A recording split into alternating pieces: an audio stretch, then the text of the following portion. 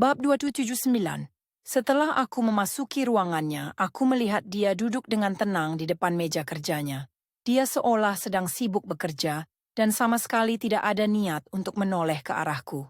Aku merasa tidak nyaman di hati, berlari dengan langkah besar. Aku meletakkan kedua tanganku di atas meja kerjanya. Apa kamu nggak mengenali aku atau bagaimana? Ada apa?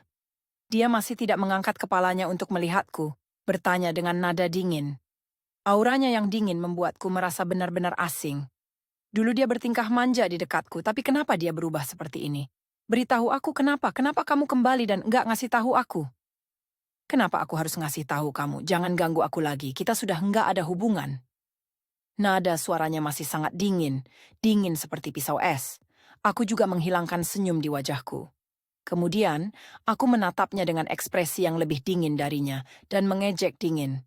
Bagus sekali kekacauan ini. Apa kamu benar-benar berpikir aku adalah orang yang nggak tahu malu?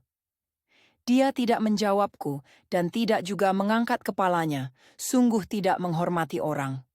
Aku mengambil napas dalam-dalam, lalu melanjutkan, aku kasih tahu kamu, aku bukannya orang yang kayak begitu, aku punya harga diri. Kenapa kamu begitu sama aku? Aku mencarimu ke sini, karena Lily. Sebelum aku menyelesaikan perkataanku, Laura langsung menyambungnya dan menatapku. Pandangannya sangat dingin, seperti saat pertama kali aku bertemu dengannya. Aku tiba-tiba tercekat oleh perkataannya, seperti tercekik, tidak bisa berbicara untuk sementara waktu. Setelah memberikan pandangan singkat dan tidak bersemangat kepadaku, dia kembali menundukkan kepalanya dan melanjutkan pekerjaannya. Setelah terdiam sejenak, aku melanjutkan, nggak peduli apa yang kamu pikirkan, yang jelas aku melakukan ini karena peduli dengan masa lalu kita, kamu nggak bisa menggunakan sikap seperti ini kepadaku hanya karena aku peduli. Setelah mengucapkan kalimat ini, aku tidak peduli seberapa dingin tatapan mata Laura kepadaku, aku akan memandanginya dengan tatapan yang lebih dingin. Ketika aku datang menemuinya lagi, aku sudah memikirkannya dengan jelas. Aku bukan datang untuk memintanya, jadi aku sama sekali tidak perlu merendahkan diri di depannya. Setelah dia menghindari tatapan mataku lagi, akhirnya dia berbicara. Bagus, kalimat peduli. Emangnya kamu pernah merasakannya? Bagaimana bisa aku nggak peduli? Apa kamu tahu bagaimana aku jalani 3 bulan terakhir ini? Setiap hari aku memikirkanmu. Dia tertawa dingin. Sebelum aku sempat berbicara, dia kembali berkata dengan dingin. Baik, aku akan katakan seperti ini padamu. Jika suatu hari ada orang yang menunjukkan fotoku di tempat tidur dengan orang lain kepada kamu, apa kamu akan memaafkanku? Apa kamu akan percaya kalau aku mengatakan bahwa aku nggak melakukan apa-apa dengan dia? Aku baru saja membuka mulut. Laura kembali mengejek dengan dingin dan memotong. Jangan mencoba menjelaskannya lagi, aku pernah bilang kalau orang yang paling aku benci adalah orang kayak kamu. Setelah melakukan sesuatu, nggak ada kemungkinan memaafkan. Dengan tidak sabar aku menjawab, bukannya kamu masih nggak ngerti? Lily sengaja memanfaatkan aku, beberapa foto itu juga palsu. Oh ya, apa ada orang yang akan mengambil foto palsu seperti ini di tempat tidur tanpa mengenakan apapun? Mungkin kamu bisa ngasih tahu aku kalau itu adalah hasil editan.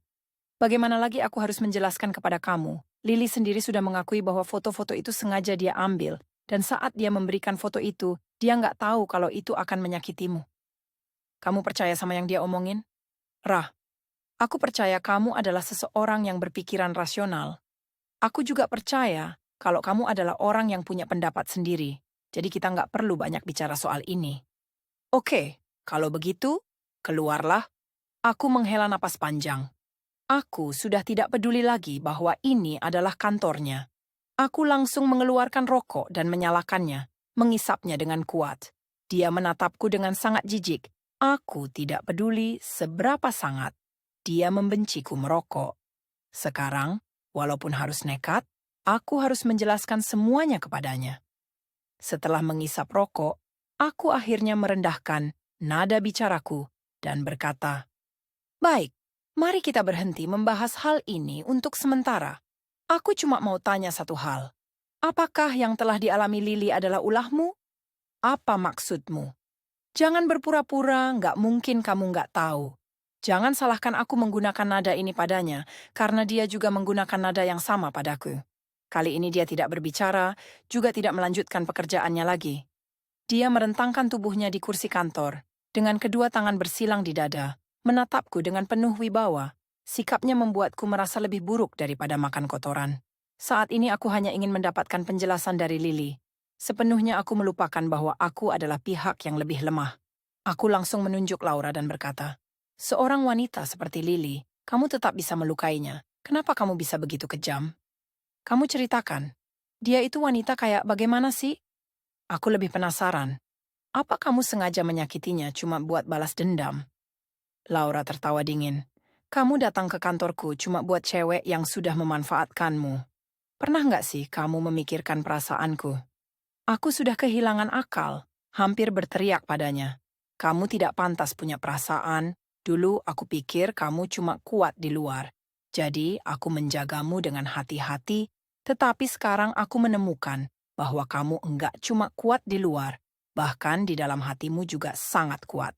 Aku bukan lawanmu, tetapi aku enggak akan berhenti pada masalah Lily. Jadi, apa rencanamu? Aku nggak mau jadi musuhmu, karena aku pernah mencintaimu, termasuk sekarang. Hanya saja sikapmu sekarang membuatku sangat kesal. Kamu tahu, kan?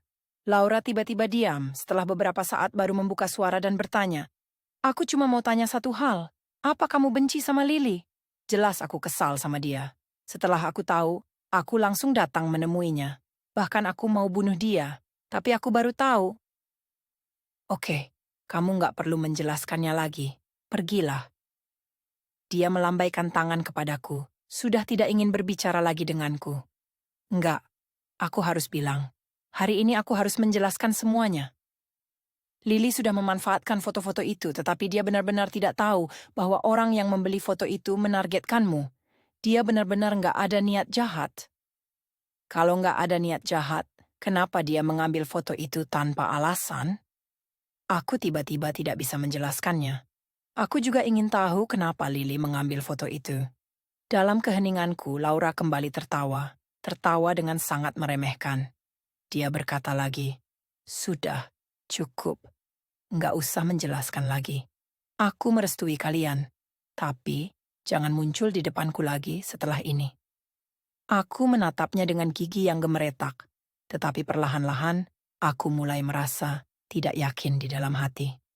Karena aku benar-benar merasa takut jika ini adalah pertandingan, akulah yang paling lemah.